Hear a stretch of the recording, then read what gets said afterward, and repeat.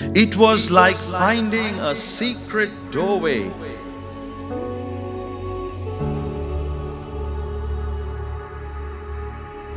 And it led me to God. Truth offends, but truth sets free.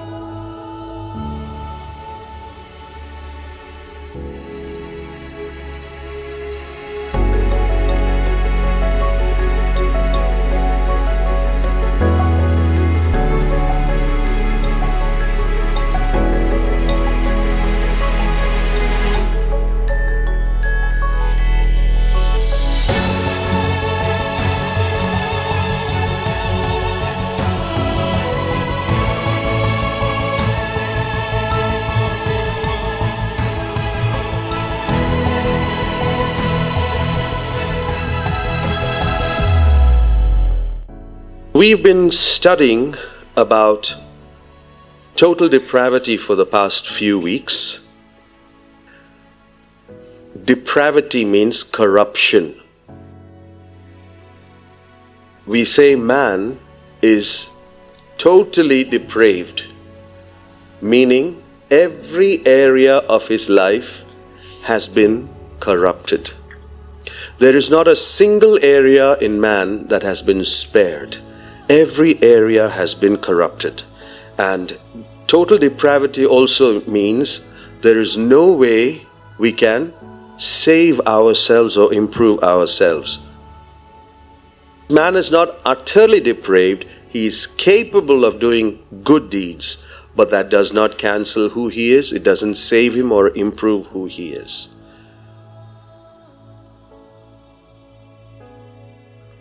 It all begins with Adam, because Adam is our federal head and legal representative. When Adam went wrong, we all went wrong. When Adam sinned, we all sinned germinally in him. When we were born, when we entered the world, we entered with Adam's depravity. We didn't become depraved after we entered the world. No, we entered the world as depraved. That's original sin. And imputed sin means we all entered the world with Adam's guilty status. I'll give you another example. When I was a little boy, I used to love reading comics. But then, when I became a teenager, I obviously upgraded my reading content, my comics. I became curious about teenage comics. My friends used to bring them to school, and I became curious and I liked them. But I knew if I brought them home, I'll be in trouble. I had no time to read in school, so I devised a method. I brought the book home. I had a very big chemistry book. So I used to sit with my chemistry book and the comic inside, and I would be reading the comic. But I'm not giving kids ideas, okay? As I kept reading and reading and reading, I was corrupting myself. Do you understand? I was corrupting myself with what I was reading. After a little while, my father's voice. I've been watching. For a long time you haven't turned a page in the chemistry book. I got caught. I looked at him. What's the feeling you have? Guilty. I'm already corrupted by reading that. Now I'm guilty before my father. I have lost my relationship with my father. In two ways, I am wrong now. One, I am corrupted by reading. Secondly, I am guilty before my father. If you can understand these two things, I have corrupted myself. Something has gone wrong in me, but I have also lost my relationship with my father. In the same way, now please understand as I explain. Adam is the federal head. He is the original in the photocopier machine. He is the diplomat. He is the root of the tree. Whatever he does will be passed on because he is a federal head, moral head, legal representative. So he acts on the behalf of all of us. Adam's guilty status was transferred to all mankind by imputation. That's called imputed sin. Do you remember how I became guilty before my father when I read the comic? Imagine that happened to Adam. And then Adam's son, Cain, Abel, Seth, they did not enjoy what Adam had before sinning. When they were born, they were all born with that same guilty feeling between God and them. Did they sin? Did they do what Adam did? No. But they inherited that guilty feeling that was imputed to them. It was just transferred to them. It's not some physical corruption or anything. It is just that Adam is guilty. That guilt is also imputed to the whole world. Another way, depravity was transferred from Adam to his children, to his grandchildren. It's transferred from parent to child, germinally, generation after generation. And that is called original sin. So sin comes from Adam to the whole world in two ways: imputed sin and original sin. And what is the result of sin? The wages of sin is death. Because of sin, we are all going to die. And this is something is very important for us to understand, because some of us may think wages of sin is death, means if I smoke, if I drink, if I do something wrong, I will die. So if I don't smoke, if I don't drink, if I don't do anything wrong, then I am free. No, you're not. You already got Adam's original sin and imputed sin. Inherited, imputed. It's come to you anyway. It doesn't matter what you do or don't do. Which means we are all equally in need of a solution to this death, which is the gospel. And what is that gospel? It tells us how we can be, first of all, delivered from that guilty status, that guilty feeling between God and me. When the moment I'm born guilty. I don't know God. I don't have a relationship with God. That broken relationship, that is all I have from birth. But how is that guilty status removed? Guilty status being removed. When an entire week we studied about justification. Justification means when Jesus died, I came to him with my identity as a sinner. And what did he do? He took my identity. He gave me his identity. That is, he imputed his righteousness. See, what did Adam impute to us? His sin. What did Jesus impute to us? His righteousness. So, justification means Christ's righteousness imputed to me at Calvary. That happened in one moment, instantly at salvation. That deals with imputed sin. That guilty status is cancelled. I tell my dad, my friends were reading this comic. I borrowed it. I didn't tell you. I'm very sorry. Will my dad forgive me? Yes, he will. Now, do I feel guilty with before my dad? No. That guilty status is gone. But what about the corruption inside me after reading all that? That is still there. That has to be removed by sanctification, which is Christ's righteousness imparted every day. As God does a work in me day by day by day, the righteousness of Christ is imparted to me. Now, this is the whole picture of imputed righteousness. Imparted righteousness, which is sanctification. You will see later why it is so important that we understand, because if you don't understand this clearly, you will fall into another error. Last week we also saw how total depravity and original sin was accepted by all the early saints. Today, nobody preaches these things. In the early days, they were all talking about it, and the vital lesson that we learned from history was the saints who made a difference did not discover how saintly they were, but how wicked they were. What does it mean? The saints who made a difference means, see, the churches are full of saints. We are all saints. But who is the outstanding saint whom God can use? He is not a one who discovers, what a wonderful saint I am. Rather, he discovers, what a wicked person I am. So, in continuation with this, we looked at two important statements, as important as this, regarding these saints. The first thing is, these saints found God when they discovered their depravity. I don't know how to explain or how to make you understand. If you're seeking God, praying night and day, hoping to see a vision. I remember once one sister said, she was saying how she saw Jesus.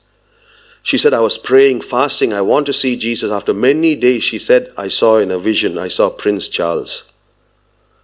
I felt so sorry for her. This is Jesus for you.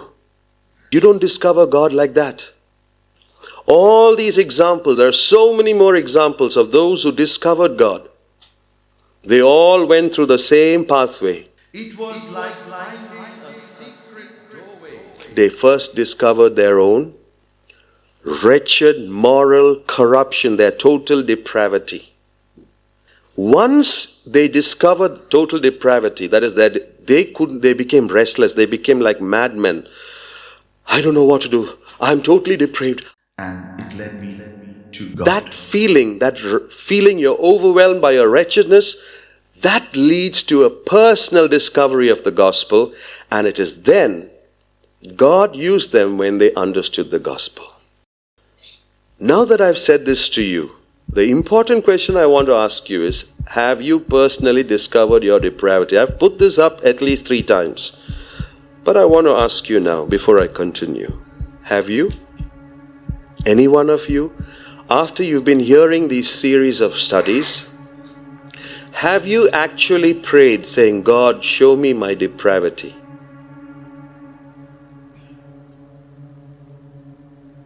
At least once?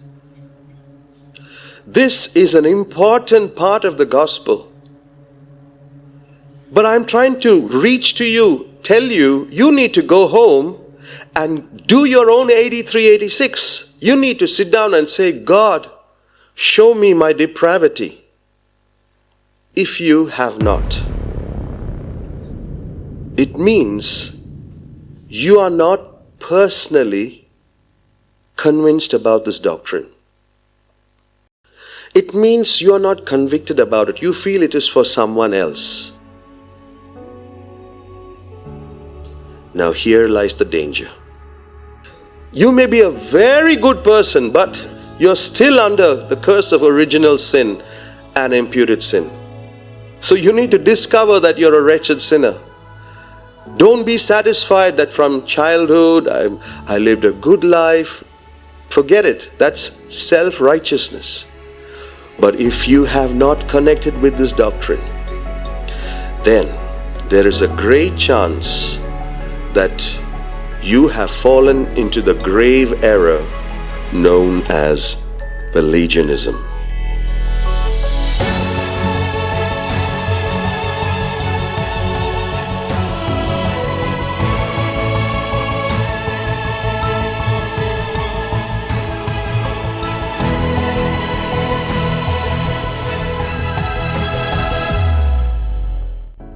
Pelagius was a man who rose up against Saint Augustine because he did not like this teaching on total depravity. He said, that's too harsh.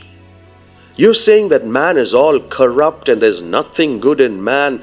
It's such a hopeless teaching. You leave people depressed. He said, that cannot be. I believe man is basically good. Augustine said man is basically corrupt, externally good. Pelagius said man is basically or inherently a good person. Maybe he makes some mistakes externally. There's a big, big difference. Augustine said our heart, our core The core in French, cœur, it's same as heart. In other languages also you have the same root.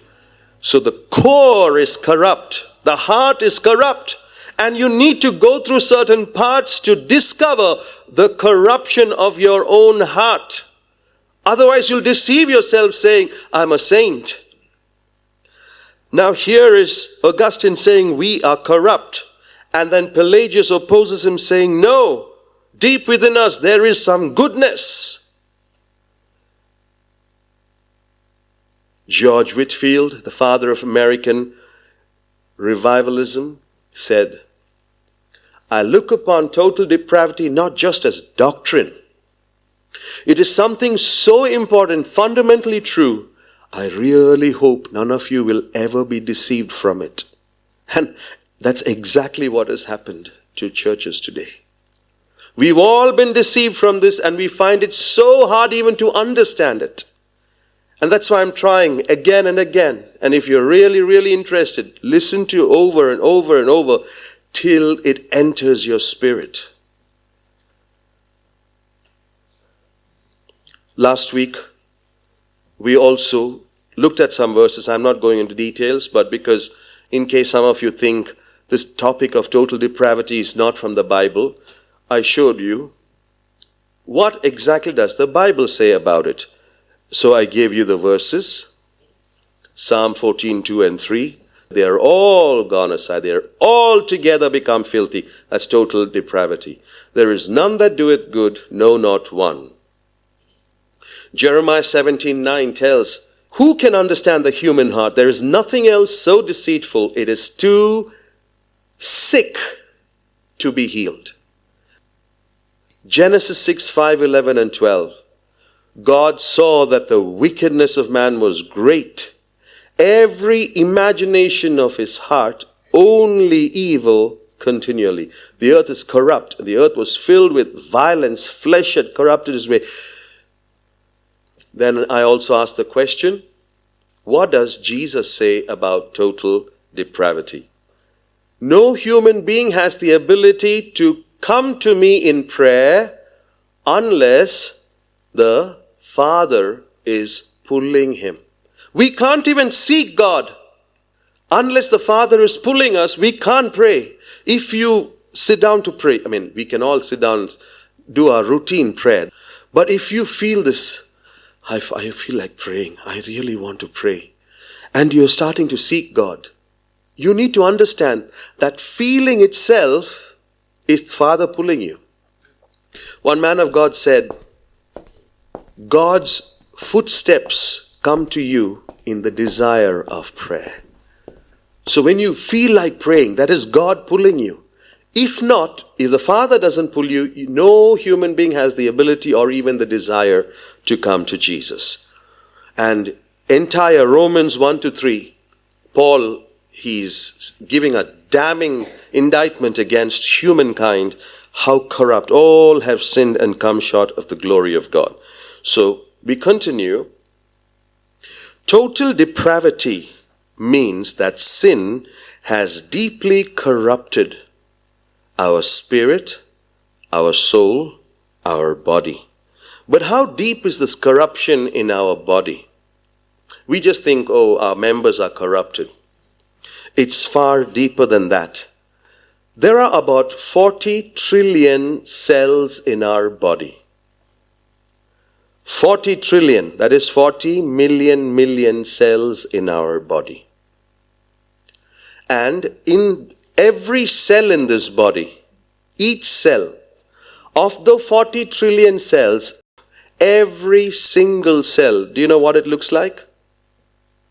This is what it looks like. Inside the cell, it is like a city. Inside each cell, it's as complicated as a city. And imagine the entire city being corrupt. There's not one cell, but every of those 40 trillion cells are corrupted. Now, consider the brain. Our brain has connections. They're called neural connections. The synapses, they connect. And how many connections do our brain, neural connections do the brain have? It has 1,000 trillion neural connections. I'm going to give you just one connection. Of those 1,000 trillion connections, one connection. This is what it looks like. And this is what a thought, it's a visible representation, what a thought looks like. When you think, this is what's happening in your brain. Okay? How many connections are there?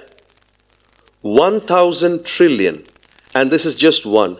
But do you know what the Bible says about these 1,000 trillion connections? What these thoughts? The Bible says, God is not in even one of these thoughts. This is the definition of the wicked man in Psalm 10:4. Who is this wicked man? Who? According to the Bible, apart from Jesus, every human being, because the word wicked in the Bible is the biblical word for depravity. Depravity, what we're learning in the Bible, the wicked seek not God, the wicked. That word wicked is same. It's the synonym of depraved or depravity. Are we all depraved? Yes. That means God is not in even one of our thoughts. Then you say, but I do think about God. Aha. Now do you realize that is not you? That is the work of God. Naturally, apart from the grace of God, God is not in even one of our thoughts. That is how depraved we are.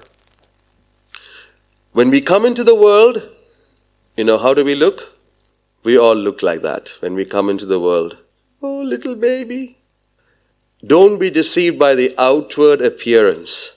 Wait a few years, the depravity will manifest itself. Parents, you are experiencing depravity in your home, just like your parents experienced it when you were small.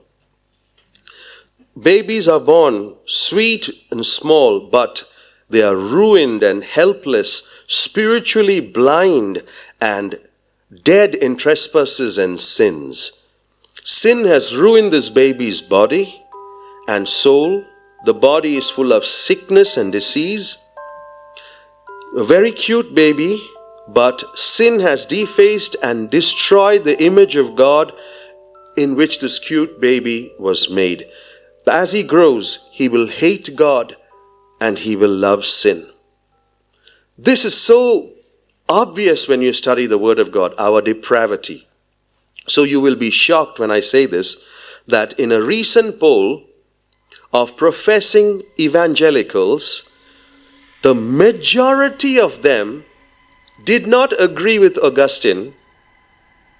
Instead, they agreed with Pelagius. What does Augustine teach? Total depravity. That means man is corrupt in the core. Pelagius said man is good. Basically, is a very good person. The majority of professing evangelicals stood with Pelagius. Even Plato got it better. Plato said man can't be changed. He can't be repaired. Why is this happening? You see, when we keep on underrating the evil of sin and overrating the moral capability of men, when the preaching is all about you and how you are wonderful and how you can do better, and it's all focused on giving a boost to yourself, your ego, your image, and it's not telling you the truth about who you are. Because of such preaching, people are now slowly shifting. Christendom that once stood with Augustine and they stood studying depravity, now they are shifting and shifting. Now they've all gone to Pelagius. Now Pelagianism is now what everybody is standing for. You see, the doctrine of total depravity, it's a very humbling doctrine. It's a humiliating doctrine. And I'm saying again, just an intellectual knowledge of it.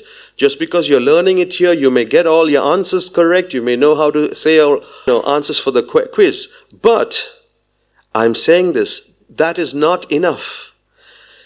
I'm emphasizing, if you don't have a clear and personal understanding from your own experience of your total depravity, you will join this group under Pelagianism. This is why we need to understand a little more about Pelagius. Who was Pelagius? Pelagius was born about the same time that Saint Augustine was born. But Pelagius was actually born in Great Britain. Later, when he grew up, Pelagius moved to Rome. When he went to Rome, he became a monk, a priest. He wasn't officially ordained, but he became a monk. But there's something important I want to emphasize, because as I keep talking about Pelagius, you may imagine him to be a bad man, a corrupt man, an evil man. But I want to tell you, Pelagius was a godly man, a God-fearing man, a man who had a great zeal for God, a great zeal for the truth, a great zeal for the things of God. He was respected by all, including Saint Jerome and Saint Augustine himself.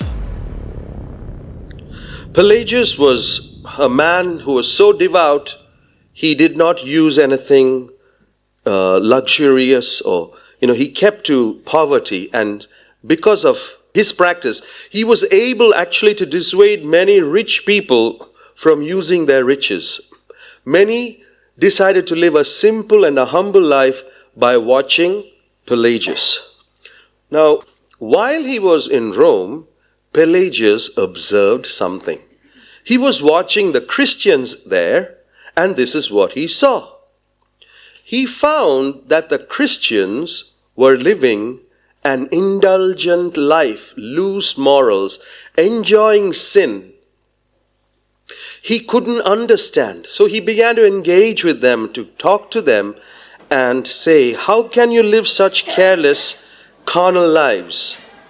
Can you imagine the answer they gave him?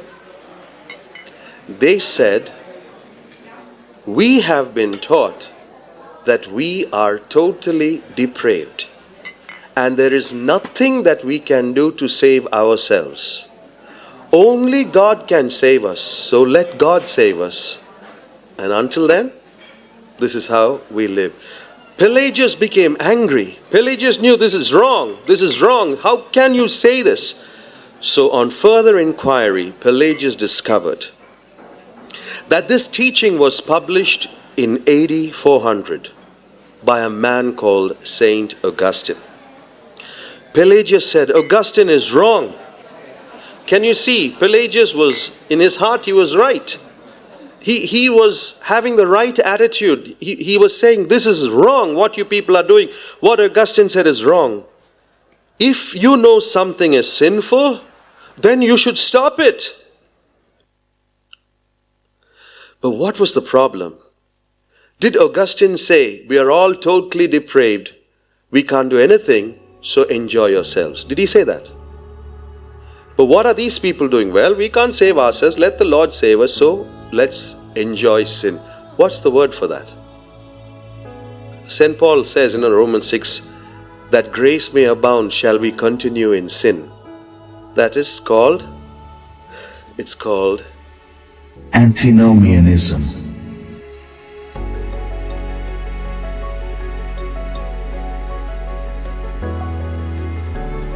Truth offends,